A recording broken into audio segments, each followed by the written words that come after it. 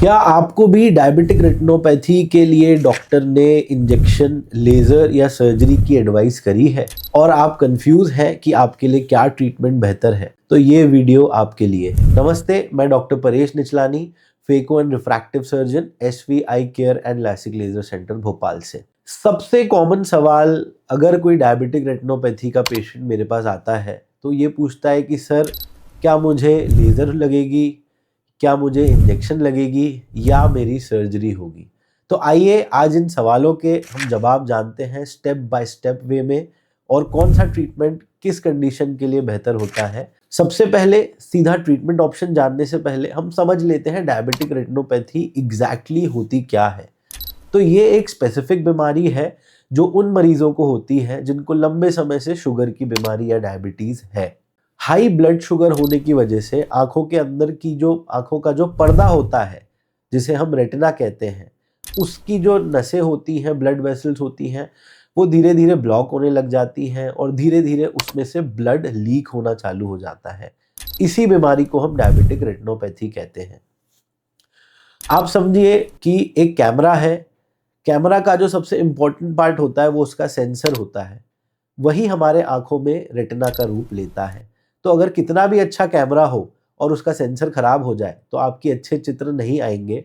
उसी तरीके से आपकी आंख बाहर से कितनी भी अच्छी हो, लेकिन अगर आपका रेटिना डैमेज हो जाता है तो आपकी नज़र धुंधली और कम हो सकती है। ये बीमारी थोड़ी गंभीर है। अगर इसको सही समय पे ट्रीट नहीं किया जाता है तो ब्लाइंडनेस या कि अंधत्व भी आ सकती है। डायबिटिक रेटिनोपैथी की स्टेजेस भी रहती हैं, जैसे हर बीमारी की स्टेज होती है।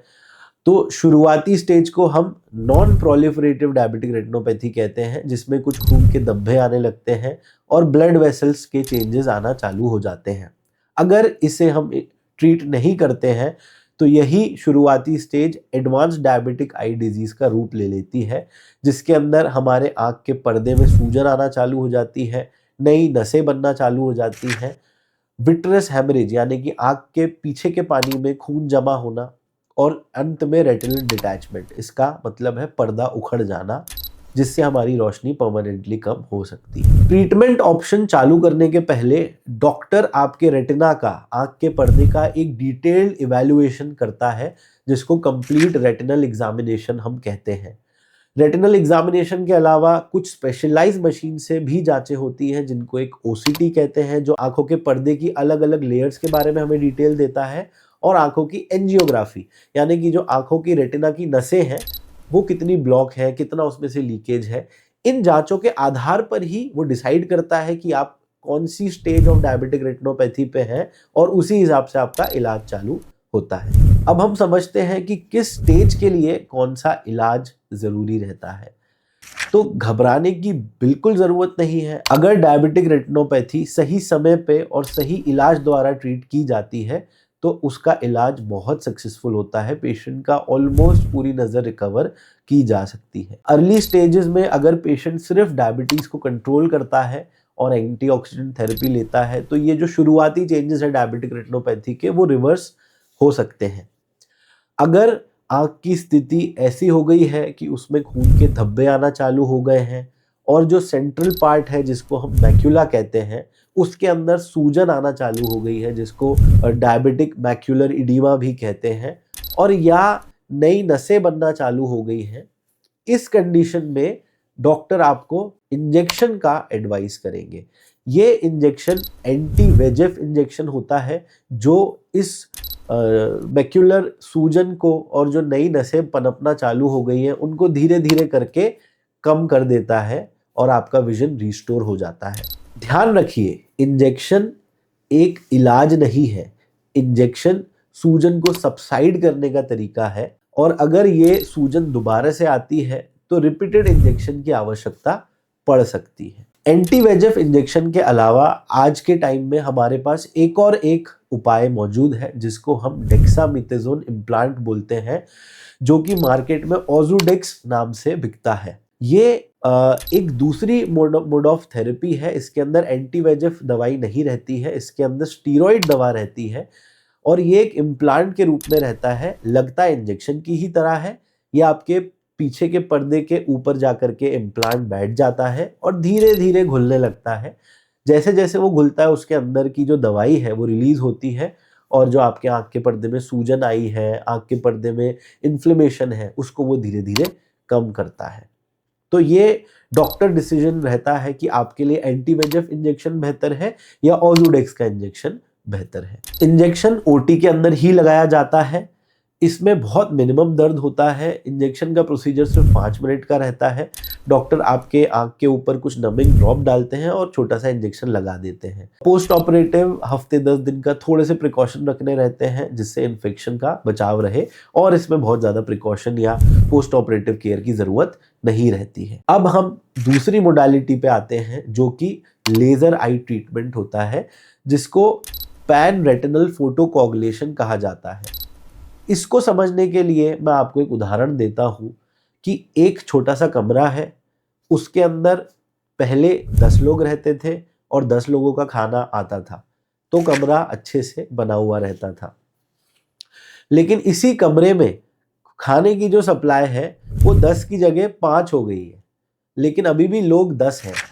तो अब उस कमरे के अंदर वो लोग आपस में झगड़े करेंगे, तोड़ाफोड़ी करेंगे और धीरे धीरे उस कमरे को भी डैमेज करना चालू कर देंगे।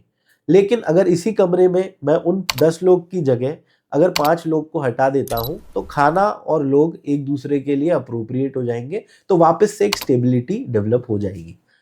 सेम यही कंसेप्ट रहता है डायबिटिक लेजर ट्रीटमेंट में। इसमें जो आपका आंख का पर्दा होता है उसमें जो सेंट्रल भाग होता है जिसको हम फोविया कहते हैं या मैक्यूला कहते हैं, वो सबसे सेंसिटिव और आपके आंखों के 80% विजन के लिए रिस्पॉन्सिबल रहता है। बाकी का जो पूरा पर्दा रहता है वो पेरिफेरल विजन के लिए रिस्पॉन्सिबल रहता है। लेकिन जैसा कि मैंने आपको समझाया, डायबिटिक आई डिजीज में ब्लड सप्लाई ब्लॉक होने लगती है। इसका मतलब रेटिना पे खाने की सप्लाई कम हो गई। तो जाहिर सी बात है हम इसमें लेजर ट्रीटमेंट से जो पेरिफेरल रेटिना है उसको डेड कर देते हैं, एक तरीके से लेजर से उस रेटिना को बर्न कर देते हैं। जो कम खाना आ रहा है, कम ब्लड सप्लाई हो रही है, वो वापस से जो आपका सेंट्रल विजन फोविया से जो होता है उसके लिए अप्रोप्रिएट हो जाती है।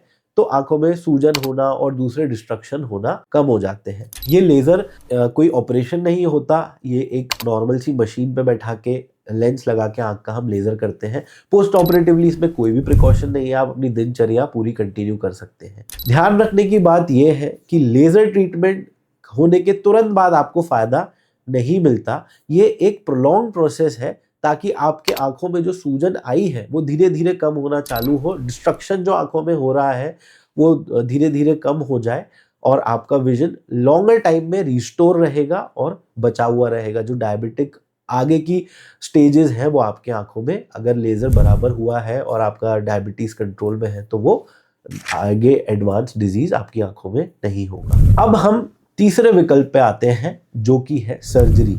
जी हाँ, ये एडवांस डायबिटिक आई डिजीज जब आपके आंखों के पीछे के पानी में खून जमा हो जाता है या ट्रैक्शन बिल्ड हो जाता है, मतलब कुछ बैंड्स बन जाते हैं आंखों में जो आपके पर्दे को खींचना चालू कर देते हैं, अंत में जिसकी वजह से रेटिनल डिटैचमेंट या तो जो पर्दे का अलगाव या तो पर्दा खिसकना बोलते हैं, इन सारी स्टेजेस में सर्जरी इंडिकेटेड रहती है।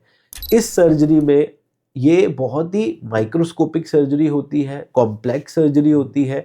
इस सर्जरी में हम दूरबीन द्वारा पीछे के हिस्से में जाते हैं और धीरे धीरे करके पीछे के हिस्से में जो खून भरा गया है उसको हम क्लियर करते हैं। जो वो बैंड्स बन गए हैं जो आपके पर्दे को खींच रहे हैं उसको हम धीरे धीरे साफ करते हैं और लेज़र करके आपके रेटिना को, जितना बचा हुआ रेटिना है उसको हम अच्छे से सेटल डाउन करके बाहर आ जाते हैं। कई बार इस सर्जरी में हम आँख के पीछे के पर्दे के ऊपर एक ऑयल भी छोड़ते हैं जिससे एक दबाव बना रहे और पर्दा अपनी जगह पे चिपका रहे। इसको हम सिलिकॉन ऑयल कहते हैं और 3 से 6 महीने के बाद ये ऑयल को रिमूव करना भी जरूरी रहता है। विट्रेक्टोमी एक मेजर सर्जरी है और अगर इसको हम सही टाइम पे करें तो आपका विजन 100% बचाया जा सकता है। अब गौर देने की कुछ बातें हैं जो आप सभी को सुनना जरूरी है। सबसे पहली चीज, डायबिटिक रेटिनोपैथी बचाई जा सकती है अगर आपका एनुअल आई एग्जामिनेशन आई डॉक्टर के पास रोजाना होता हो। इसका मतलब साल में जो शुगर के मरीज हैं उनको अपने आंखों के पर्दे की जांच कराना अनिवार्य है। कई सवाल होते हैं मेरे मरीजों के पास, जैसे कि सबसे कॉमन क्वेश्चन है कि इंजेक्शन की क्या हमें आदत लग जाती है। तो इंजेक्शन की कभी आदत नहीं लगती। इंजेक्शन एक ट्रीटमेंट प्रोटोकॉल है जिससे आपके डिजीज को हम कम करते हैं। अगर डिजीज दोबारा से बढ़ता है तो रिपीटेड इंजेक्शन, मल्टीपल इंजेक्शन की नीड रहती है। इसको अगर हम आम भाषा में समझें तो अगर आपको एक बार बुखार आया, आपने बुखार की दवा खाई, आपका बुखार बैठ गया, अगर कल दोबारा से आपको बुखार आ रहा है तो आपको दोबारा से उसकी दवाई खानी पड़ेगी। इसका मतलब ये नहीं है कि आपको बुखार की दवाई की आदत लग गई है या लत लग गई है। तो ये चीज ध्यान रखें। कुछ मरीज आते हैं डरते हैं लेजर से हम अंधे तो नहीं हो जाएंगे, तो इसका जवाब है बिल्कुल भी नहीं। लेजर एक मेडिकल ग्रेड लेजर होती है और डॉक्टर उसको कैलिब्रेटेड वे में आपके रेटिना को बर्न करते हैं जिससे आपकी आंखें कभी भी खराब नहीं हो सकती हैं।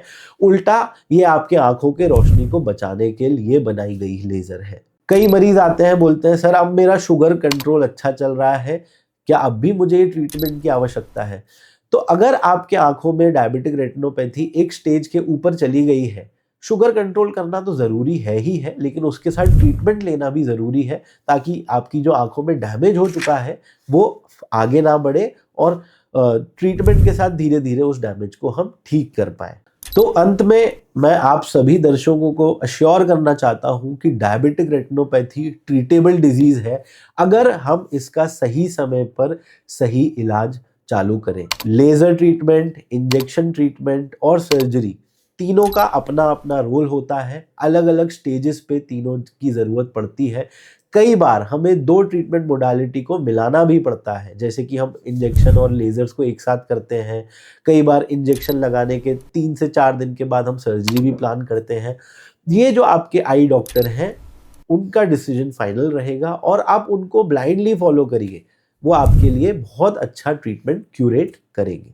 मेरी आप सबसे बस यही दरख्वास्त है कि अगर आपको डायबिटीज़ है तो साल में एक बार अपने आई डॉक्टर के पास ज़रूर जाएं, क्योंकि डायबिटिक रेटिनोपैथी जब तक एडवांस स्टेज में नहीं पहुंचती तब तक पेशेंट को कोई भी सिम्टम्स नहीं आते। इनिशियल स्टेजेस में पेशेंट का विजन पूरा परफेक्ट रहता है। जब एडवांस डायबिटिक आई डिजीज हो जाता है तभी पेशेंट की नज़र धुंधली होती है और तब तक बहुत देर हो चुकी होती है ट्रीटमेंट चालू करने के लिए। इसीलिए साल में एक बार अपने आँख के पर्दे की जांच ज़रूर कराएं और ये मैसेज अपने डायबिटिक फ्रेंड्स, अपने एल्डर्स जिनकी आप केयर करते हैं उनको ज़रूर भेजें। डायबिटिक रेटिनोपैथी या उसके ट्रीटमेंट से रिलेटेड कोई भी चीज़ों के लिए अगर आपको कोई भी डाउट है तो मैं उसको बहुत अच्छे से आंसर करने के लिए रेडी हूँ। आप अपने कमेंट सेक्शन में आप अपने डाउट्स मुझसे पूछ सकते हैं।